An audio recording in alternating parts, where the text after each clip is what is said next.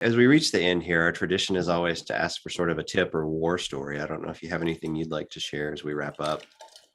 Sure. Being a professor, one of the privileges is giving out a lot of advice. Hmm. But one thing that students have told me that they've thought about a lot after being out, in the real world, is something we talk about. I like to call it the arc of despair. I was on a panel with a woman who was then SG of District of Columbia named Lauren Ali Khan. And she said, "Oh, yeah, it's the arc of despair." And it is that when you take a case, especially if you're in a situation like we are, where you largely choose your cases, you think it's great. You're going in, you're going to win, it's super.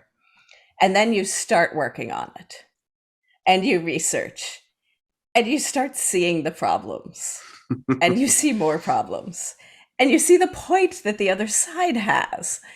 And it gets worse and worse until at some point you're thinking, how can I get rid of this case? Can I back out now? It's terrible. There's no way you could win. It's a disaster.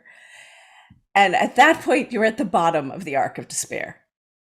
And if you keep working on it and keep researching and start writing, almost always, by the time you file the brief, you're sending it off to the court thinking, we are going to win this one. And you've reached the top. And probably you'll do it again on the reply brief. Hmm. And when you're getting ready for an oral argument, there may be multiple arcs of despair.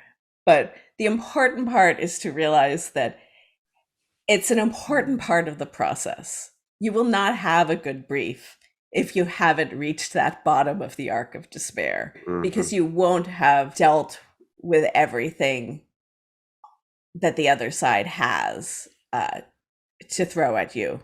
That those won't be incorporated into your brief. I have had students come back and say, I was working on something and it was really terrible. And then I thought, wait, it's the arc of despair.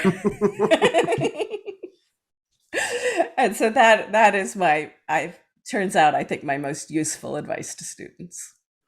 Todd and I are both smiling and nodding our heads because we know exactly what you're talking about. Although I'm going to have to borrow Arc of Despair because I really like that. And it's a perfect description. I'm going to steal it completely. And I'm going to use it here in our firm in working with our younger lawyers because it's a brilliant description. And it's 100% accurate. Yes, it is.